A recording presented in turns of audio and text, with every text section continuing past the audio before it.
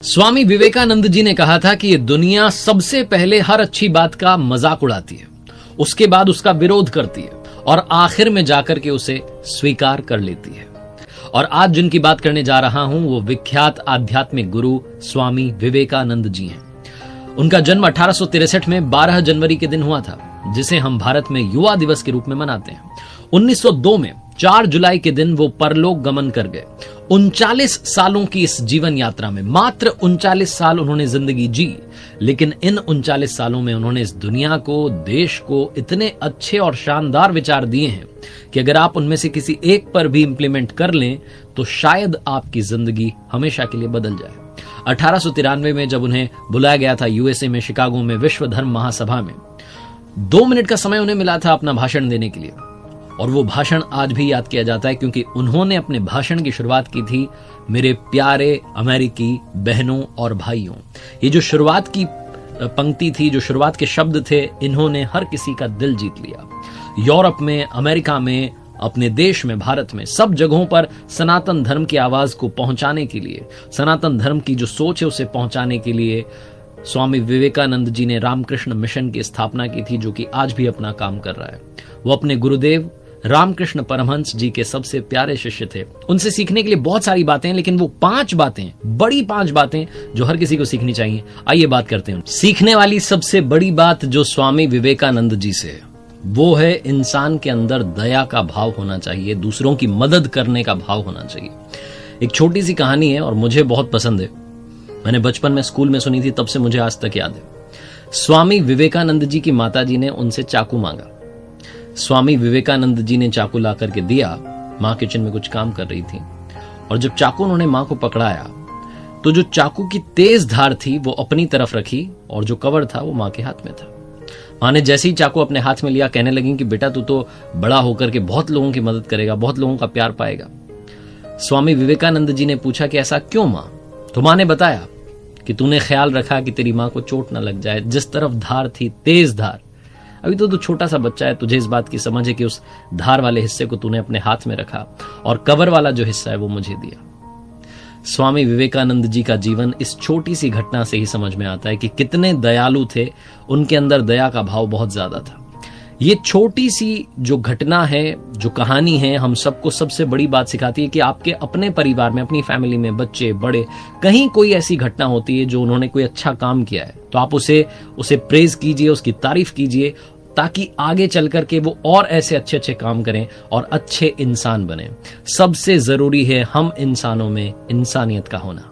Focus on your target, अपने लक्ष्य पर ध्यान लगाइए। स्वामी विवेकानंद जी की कही हुई बात बहुत ज्यादा पॉपुलर है, उठो जागो और तब तक मत रुको जब तक कि लक्ष्य की प्राप्ति ना कर लो। इस पर भी एक छोटी सी कहानी है। स्वामी विवेकानंद जी अपने आश्रम में विश्राम कर रहे थे, तभी एक आदमी है और आकर के कहने लगा कि मुझे स्वामी जी से मिलना है, बहुत जरूरी बात है, उनसे पूछनी है।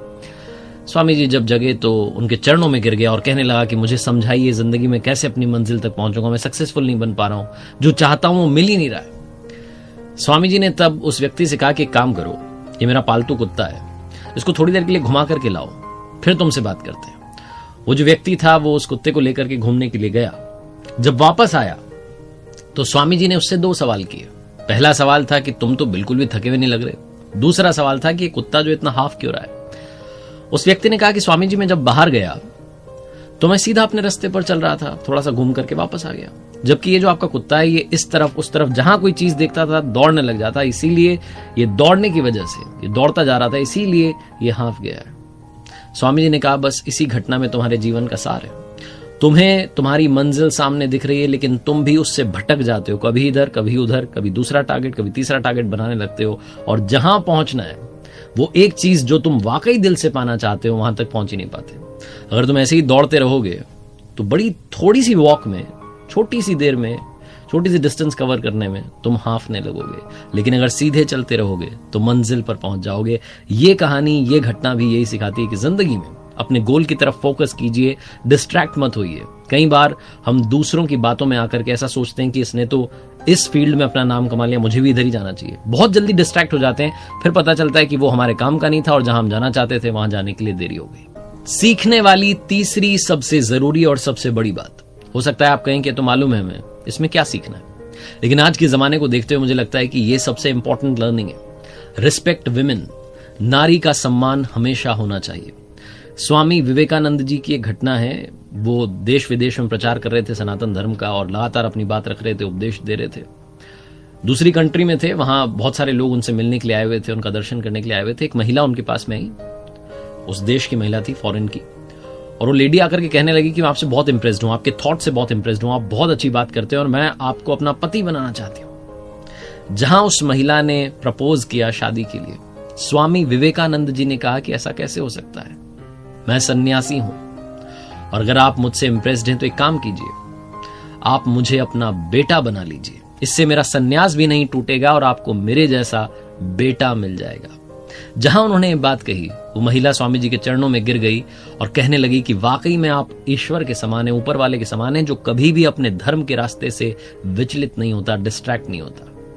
ये छोटी सी घटना हम सभी को एक सबसे महत्वपूर्ण बात बताती है, सबसे इंपॉर्टेंट बात सिखाती है। जिंदगी में हमेशा नारी का सम्मान कीजिए, क्योंकि उन्हीं की वजह से आज हम सब इस दुनिया में। जिंदगी में अपने मेंटोर्स की हमेशा वैल्यू कीजिएगा, अपने गुरु को कभी भूलिएगा मत। आज के जमाने में बहुत सारे लोग जब पोजीशन पर पहुंच जाते हैं, उन्हें लगता है कि अब मेंटोर से क्या काम है, उन्होंने सिखा दिया, हम आगे बढ़ गए, उनका काम था सिखाना, भूल जाते हैं। हम ये भूल जाते हैं कि मेंटोर वही है, वो गुरु वही है जिसने हमें रास्ता दिखाया, रास्ते पर चलना सिखाया, और मंजिल तक अगर हम पहुंचे हैं तो गुरु का सबसे इंपॉर्टेंट रोल है। स्वामी विवेकानंद जी अपने गुरुदेव रामकृष्ण परमहंस जी के लिए जिंदगी भर समर्पित रहे। हर पल हर श्वास को उन्होंने गुरुदेव की सेवा में लगा दिया था, समर्पित कर दिया था, 100% डेडिकेशन था। एक बार उनके जो गुरु भाई थे, जो रामकृष्ण परमहंस जी के शिष्य थे, वो नाक सिकोड़ते हुए दिखे कि कहाँ मतलब जाकर के इनकी सेवा करनी पड़ती है। थोड़ा सा उन्होंने सा नफरत जैसा चेहरा बनाया। तो उस दिन से स्वामी विवेकानंद जी ने कहा, मैं बाकी सारे साथियों को भी पाठ पढ़ाऊंगा। जो गुरुदेव की थूकदानी थी, जिसमें कभी कफ होता था, कभी ब्लड होता था, उस सबको वो बाहर जाकर के साफ करके लाते थे, बर्तन को वापस रखते थे। हर चीज से गुरुदेव की वो प्यार करने लगे, हर चीज में वो अपने गुरुदेव को देखने लगे, हर पल हर श्वास को उन्होंने गुरुदेव की सेवा में लगा दिया था। रामकृष्ण परमहंस जी जब अपनी जिंदगी की आखिरी सांसें ले रहे थे, जब जीवन के अंतिम क्षणों में थे, बहुत ज्यादा उनकी तबीयत खराब रहने लगी थी, उस वक्त भी अपने गुरुदेव के साथ रहते थे स्वामी विवेकानंद जी। ये वो समय था तब जबकि इनके खुद के परिवार का समय सही नहीं चल रहा था, इनकी फैमिली कंडीशन ठीक नहीं थी, तब भी अपने परिवार को छोड़कर अपने गुरु के प्रति लगे रहते थे, हर वक्त उनके लिए उनकी सेवा में हाजिर रहते थे। स्वामी विवेकानंद जी, जिनका मानना था कि मेरे गुरुदेव का जो अस्तित्व है उसको मुझे पाना है, उसमें विलीन होना है, और उसमें विलीन होकर के इस पूरी दुनिया में जो स्पिरिचुअलिटी है उसका प्रचार प्रसार कर। इंटेलिजेंट बनिए, लेकिन ह्यूमर का साथ मत छोड़िए, हंसी मजाक करना मत भूलिए, क्योंकि कई बार हम बहुत सीरियस हो जाते हैं जिंदगी में, भूल जाते हैं कि हमने हंसना भी है, हमारी हंसी बहुत इंपॉर्टेंट है।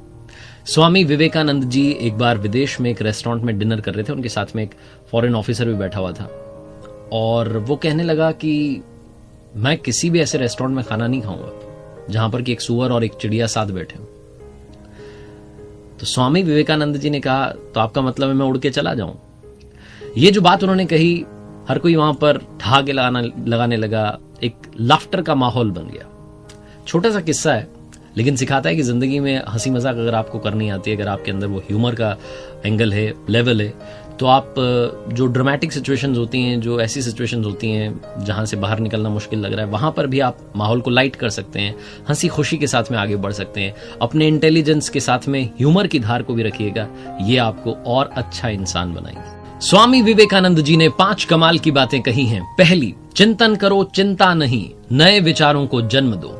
दूसरी, एक समय पर एक काम करो और उस काम को करते समय अपनी आत्मा को उसमें झकझोर दो, पूरी ताकत के साथ उस काम को करने में लग जाओ। तीसरी, उठो जागो और तब तक मत रुको जब तक कि लक्ष्य की प्राप्ति ना हो जाए। चौथी, जब तक जीना तब तक सीखना। और 5वीं, ये दुनिया एक जिम है और यहां हम अपने आप को मजबूत बनाने के लिए आते हैं। और जाते जाते बात करते हैं स्वामी जी के जीवन के अंतिम क्षणों की। अपने जीवन के आखिरी दिन उन्होंने शुक्ल यजुर्वेद की व्याख्या की और कहा कि एक और विवेकानंद चाहिए ये समझने के लिए कि इस विवेकानंद ने अब तक क्या किया। उनके शिष्य कहते हैं कि 4 जुलाई 1902 को जो आखिरी दिन था स्वामी जी का इस दुनिया में, उस दिन भी उन्होंने अपनी दिनचर्या को बदला नहीं। सुबह सुबह 2-3 घंटे ध्यान किया और ध्यान में ही उन्होंने महासमाधि ले ली। बेलूर में गंगा किनारे चंदन की लकड़ियों पर उनकी अंत्येष्टि की गई। इस किनारे उनकी अंत्येष्टि की गई, दूसरे किनारे पर 16 साल पहले उन्हीं के गुरुदेव रामकृष्ण परमहंस जी की भी वहां अंत्येष्टि की गई थी। बेलूर में आज वहां मंदिर है। स्वामी विवेकानंद जी के जो विचार थे उनको आगे बढ़ाने के लिए उनके शिष्य लगातार काम कर रहे हैं। उम्मीद करता हूं कि इस वीडियो से काफी कुछ आपको सीखने को मिला होगा। स्वामी विवेकानंद जी के जीवन से, उनके थॉट से सीखने के लिए इस दुनिया में बहुत कुछ है जो इस दुनिया को ही बदल सकता है। जाते जाते बस यही कहूंगा जो हमेशा कहता हूं, ऊपर वाले के आशीर्वाद के साथ, अपनी सच्ची मेहनत के साथ और अपनों के प्यार के साथ।